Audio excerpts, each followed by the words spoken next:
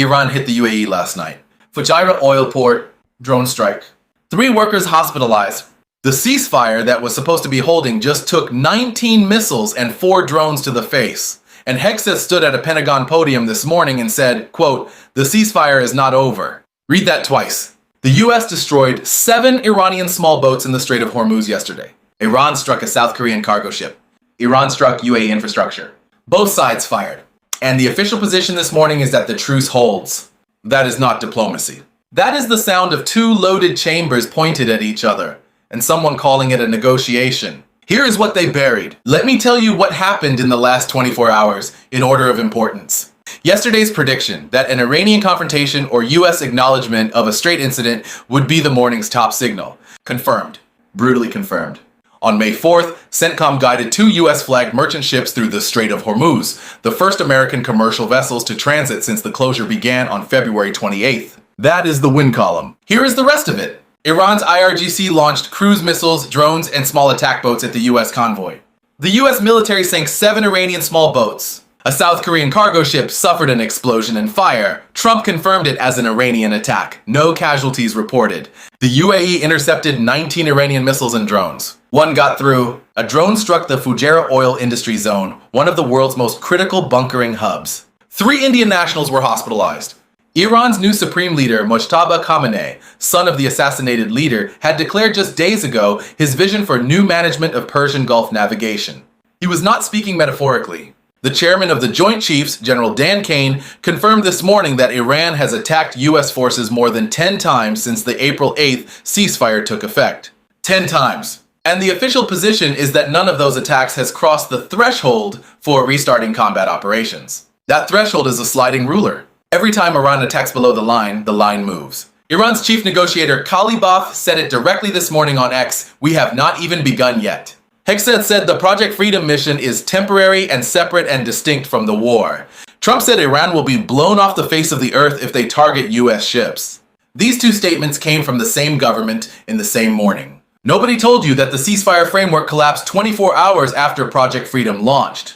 They told you the ceasefire held. The 10+ attack count is buried in the 4th paragraph of the Pentagon briefing transcript. That is not an accident. Here's what every financial anchor missed while they were covering the Fujairah drone strike. On May 4th, PM-designate al-Zaidi made a public statement. He will submit his cabinet list at the beginning or middle of next week. That means we are looking at May 11 to 14 as the target window. The Kurdish sweep is done. KDP and PUK both confirmed. Shia bloc ministry allocations are in preliminary agreement. The Sunni discussions are the final gate. Zaidi is not burning his window. He swept through Erbil and Soleimani in 6 days. He got an invitation from Qatar post-formation. Trump called him directly and extended a Washington invite. The Century Foundation's Sajjad Jiyad told The National that cabinet formation may come faster than expected because politicians want the vote completed before Hajj. That is not a rumor. That is an expert reading a constitutional calendar. Here is the chain. I call it the 3-lock mechanism. It has 3 parts and today all 3 move simultaneously.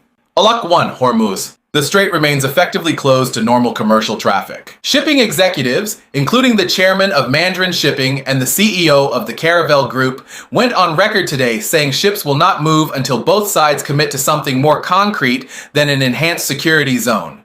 2 ships got through yesterday. 20,000 seafarers remain stranded on 2,000 vessels. The IMO called it unprecedented in the modern age. That is not a reopening. That is a demonstration. Lock 2, Zaidi.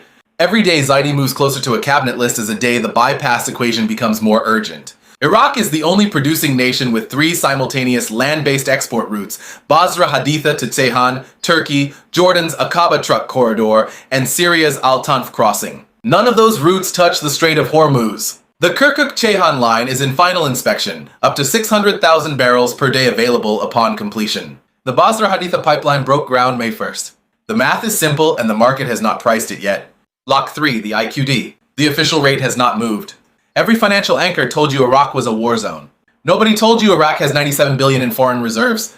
Nobody told you the central bank just resumed US dollar shipments after a 2-month pause. Nobody told you that the 3 bypass pipelines are operational or near operational. Here is the they versus us beat. S&P Global Energy reported this week that oil demand is experiencing the sharpest collapse on record outside of the pandemic. The mainstream read, global economy in freefall, demand destruction, oil loses its bid. My read, that is a demand destruction story being used to suppress the supply disruption story. Brent hit 115 on May 4th and pulled back to 111 on the Hegseth ceasefire comment. The market is pricing Hegseth's words, not Iran's actions. That is a gap. Gaps close. And to the people in this audience, if you are still here, you are not reading the Hegseth soundbite and calling it a day. You are reading the Joint Chiefs transcript and counting the 10 attacks. You are reading the Search for Dinar post about dollar shipments resuming at the CBI. You are reading the National's coverage of Zaidi's Kurdistan sweep and doing the calendar math yourself. That is not the herd.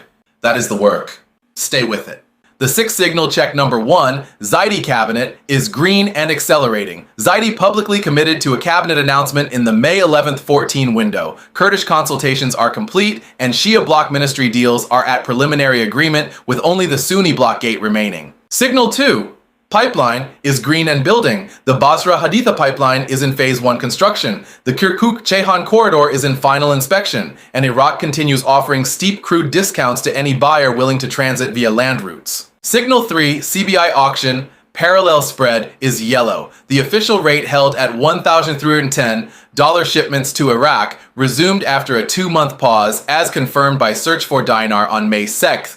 But the parallel market spread at approximately 1,549 has not compressed. Watch for compression as the first confirmation signal. Signal 4, foreign reserves, is yellow and demands attention. The trajectory is downward. March oil revenues came in at a 20-year low, and the reserve position requires a production ramp to stabilize. Zaidi's cabinet is the valve. Signal 5, U.S. oil company activity, is yellow and holding. Chevron CEO Mike Wirth appeared at the Milken Institute on May 4th and warned publicly about fuel shortages, but no new Iraq-specific contract activity has been confirmed. The trigger remains cabinet formation. Signal 6, IMF is gray. No update today. These are some falsifiable predictions. Prediction 1, Zaidi publishes a named cabinet list before May 15th, 2026. Confirm it via Al Jazeera Iraq, Ruda, or Mawazin News. Any named minister in an official list confirms the thesis. If no list appears by May 15th, the Sunni bloc extracted a price not yet visible, and the Century Foundation fast formation thesis is broken. Prediction 2, Brent crude closes above 115 before May 8, 2026, triggered by either a confirmed second Project Freedom transit failure or a new Iranian strike on Gulf infrastructure. Confirm it via CNBC or Trading Economics closing price. If Brent closes below 108 by May 8th, the Hegseth ceasefire language held, Iran blinked, and the risk premium compression trade is active. Prediction 3, the CBI parallel market spread compresses, moving from approximately 1,549 toward 1,490 per 100 within 10 days of confirmed Zaidi cabinet formation. Track it on Search for Dinar's Al-Kifa and Al-Harithiyya market reports. If the spread widens further after formation, then either geopolitical risk is repricing upward faster than the political stabilization thesis, or the Sunni deal included provisions that rattled market confidence. Think of it this way. The Strait of Hormuz is a pressure valve that the world forgot was load-bearing. Iran closed it. The US is trying to pry it open with 2 destroyers and a press release. Every day it stays closed, the 3 pipelines running north, west, and northwest out of Iraq become more valuable. Every day Zaidi moves toward that cabinet list, the contract window with Exxon, Chevron, and BP moves closer. Every day the parallel market holds that 239 dinar spread, there is a compressed spring. Compressed springs release. Stay sharp, stay one move ahead of the herd. This is the IQD Geopolitical Report. New update tomorrow.